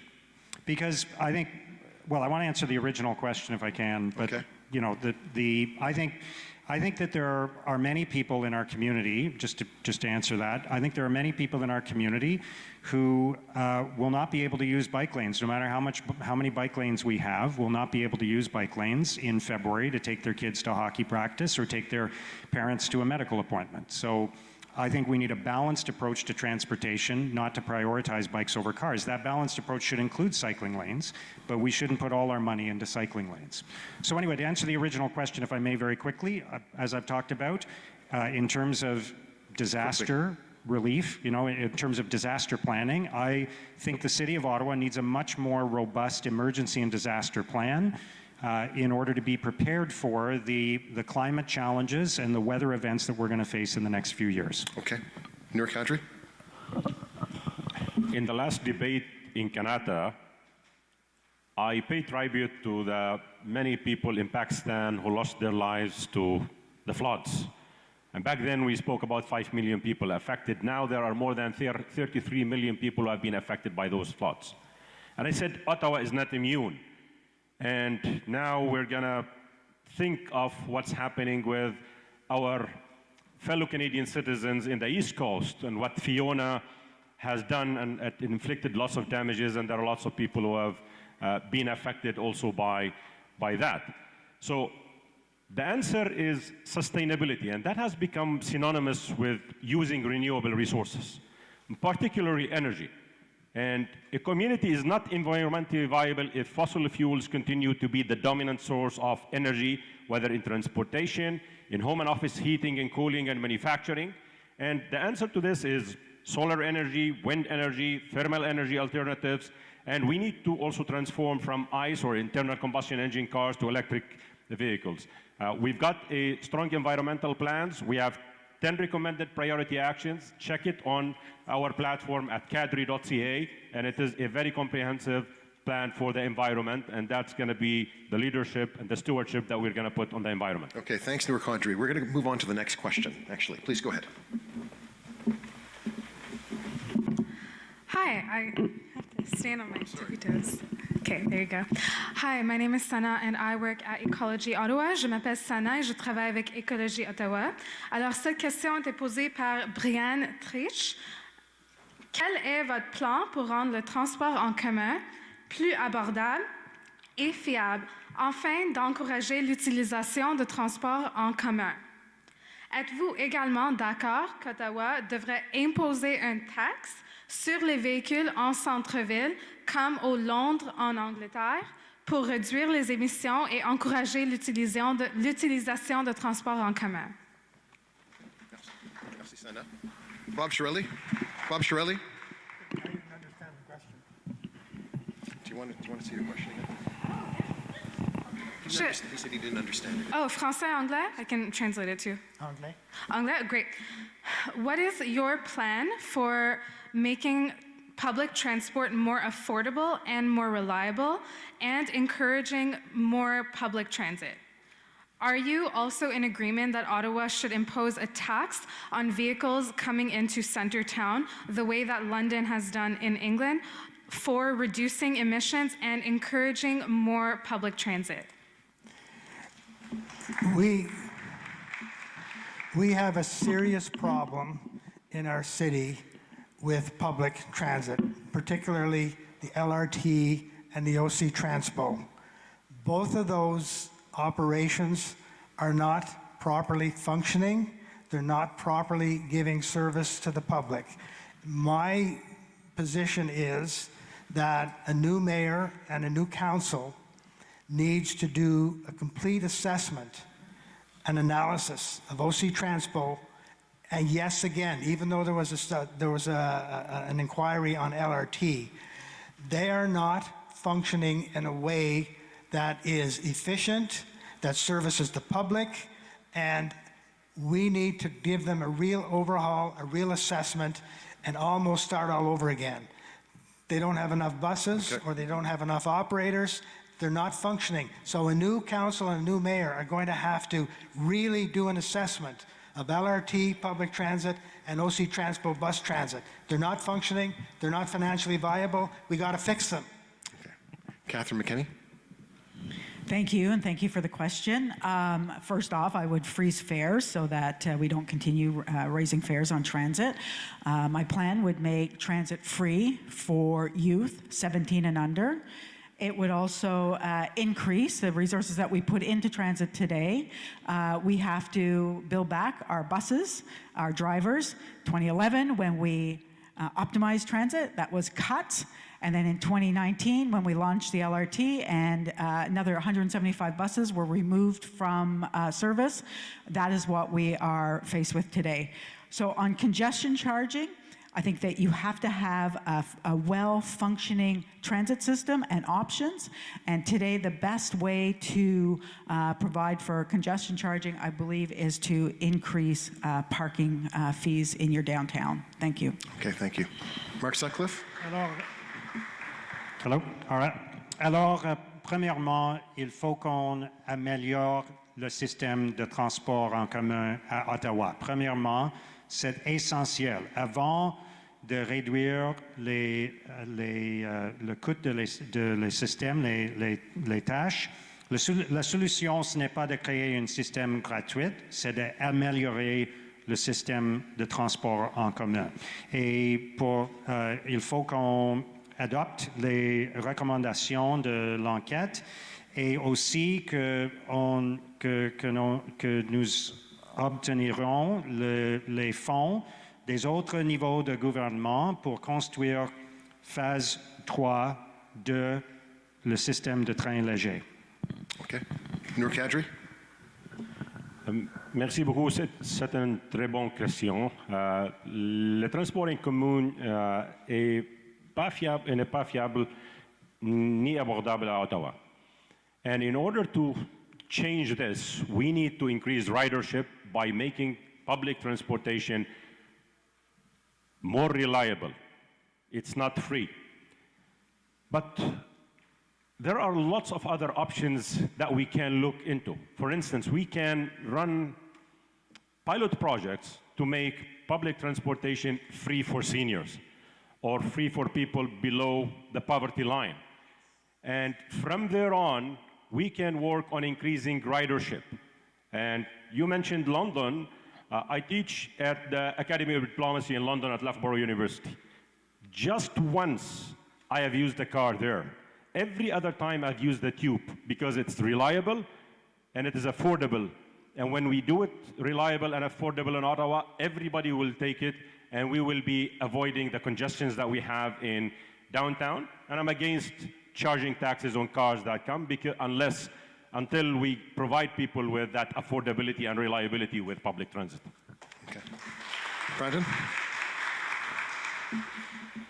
A blanket tax on vehicles that enter Centretown sounds difficult to enforce and also like it would be disruptive to deliveries and to ride shares and carpools and taxis. But we already have an effective tax on vehicles coming downtown, and that's paid public parking. And that is at the heart of my transit plan, to increase those fees to discourage driving and use that money to help maintain roads better and pay for transit. With the numbers I've worked out, if we increase parking rates from an average of $3.12 an hour to about $9 an hour, and include some in-station retail and vending machines, we can cover about 75% of all transit fares and get rides down to about $1 a piece instead of the current $3.50. And maybe we can work a little further from there to head towards free transit, but that's something I'd have to explore with council. Okay. That's going to be the end of this section. We're now going to have to move to closing statements because we're rapidly running out of time. And so I'd like to ask, we're going to go in reverse order. So we're going to ask if Noor Qadri can deliver his closing statement. Noor.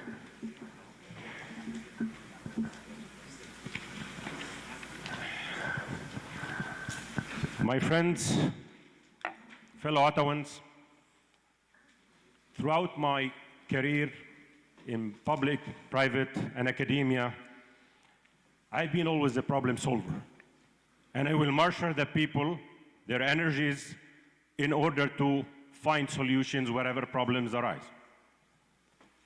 I've got the experience, the knowledge, the diplomatic and economic skills and resources in order to bring the complex thinking that is needed and have a complex, multi-pronged approach to finding solutions. We've got an existential threat that we have to face on head and bring all our collective resources together. And we cannot wait. We have seen Fiona, and we've seen the storm in Ottawa, and we have to start now. As your mayor, I will lead, and I am ready. Noor Qadri is your choice on the ballot. I hope to consider that. Thank you. Mark Sutcliffe, please go ahead. Please hold your applause. Thank you. Mark Sutcliffe. Like many of you, I'm very excited about Ottawa's potential and our future, but I'm also concerned about the next year in particular. This election represents a very clear choice. Le choix est clair. I will treat all residents with respect. I'm an experienced bilingual leader who will represent you no matter where you live in Ottawa. I will invest in emergency services, including paramedics. I'll bring a balanced approach to fix public transit and repair roads rather than borrowing hundreds of millions just for bike paths. I'll keep taxes low, cut recreation fees for children, and work to make housing more affordable. Je vais mettre en œuvre un plan environnemental détaillé pour réduire les émissions et la consommation d'énergie. I will not eliminate, on a blanket basis, R1 zoning throughout the city. I will bring positive change that puts people first, change that works for everyone in Ottawa, no matter where you live. Thank you, Mark Sutcliffe. Catherine McKenney. So thank you first to everyone who came out this evening and Adrian for moderating. Our city has so much potential, and that's why I'm running for mayor to make Ottawa the healthiest, the greenest, and the best connected city. And I am running to make to build a world-class city for affordable housing, for reliable and affordable transit, for safe cycling, for making Ottawa a world leader in climate action, and to give you a say in how decisions are made. And we will invest in affordable housing and build a healthier, greener, and better connected city. And we will run transit that takes you where you need to go on time, because every modern city needs a robust transit system. And I am committed to transparency, and I will release my full financial plan next week. I was accessible always as a councillor, and I will be transparent as a mayor. Thank you for coming today, and I hope to have your vote on October 24th. Thank you. Thank you, Catherine McKenney. Please hold your applause. Bob Shirelli, please go ahead. First of all, thank you all for attending. We need to remind ourselves sometimes of the tremendous grassroots leadership that we have in our community. And certainly as mayor, I want to accommodate that leadership. I want to have a relationship with that leadership because really the strength of this community comes from the people who live here. As mayor, I'm committing to personally meet monthly with the executive of the Federation of Community Associations, where a lot of leadership resides. You have community associations from Navan to Carp to all over this community, and it's very important that they have access to their mayor. And basically, priority, we've got to fix transit. We've got to fix OC Transpo, LRT. It's a huge job. It's costly. We're going to make it do. We're going to fix it. Bob Shirelli, thanks so much. Brendan Bay. Civic engagement is way down across the province and the country. News broke on Monday that fully a third of mayors or reeves in Ontario were acclaimed because no one registered to run against them. And this is happening more and more frequently with each election. But here in Ottawa, there are an impressive 14 people running for mayor this year. A handful of the candidates are local celebrities, which means they get a little more attention, but many of us are smart, passionate, thoughtful leaders who care very much about this city and want to see it be an incredible place for everyone. This many people with this much love for Ottawa says a whole lot about it. And in this digital age, it's very easy to learn about all the candidates, so please give everyone else a look after this debate. When you cast your ballot next month, I hope you vote for a strong vision for Ottawa. You vote for kind, safe, inclusive communities. You vote for a great remote work experience, and you vote for complete communities. Consider Brandon Bay at the ballot box, but whether you vote for me or not, please just make sure you vote. Thank you. Okay. Well, thank you all. And I think all the candidates tonight have acquitted themselves very well. And I think that this slate, it's a testament to the quality that exists in our community. So thank you very much for representing the city so well this evening and comporting yourself with a lot of dignity and civility. And I think the entire audience here appreciated the vigorous discussion they were able to have this evening. So thank you very much for that.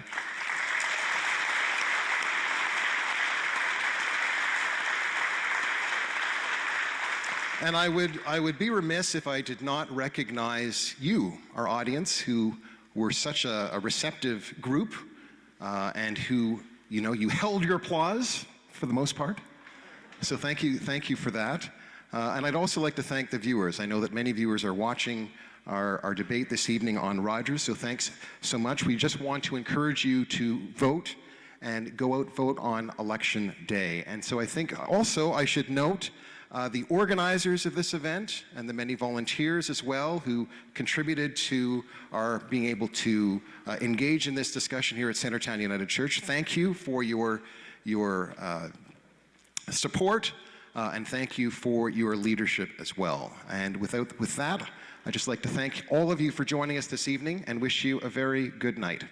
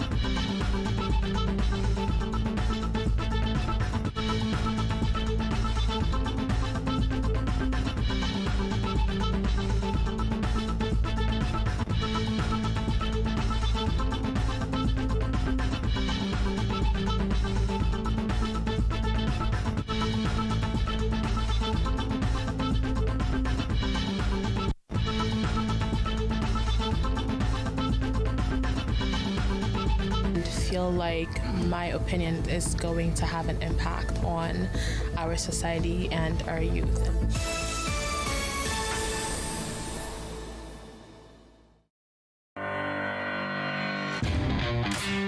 I started playing softball when I was 5 years old. I loved it because it was all about having fun with my friends, and it still is.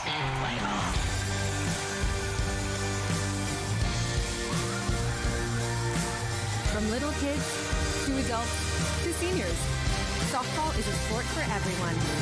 Join us.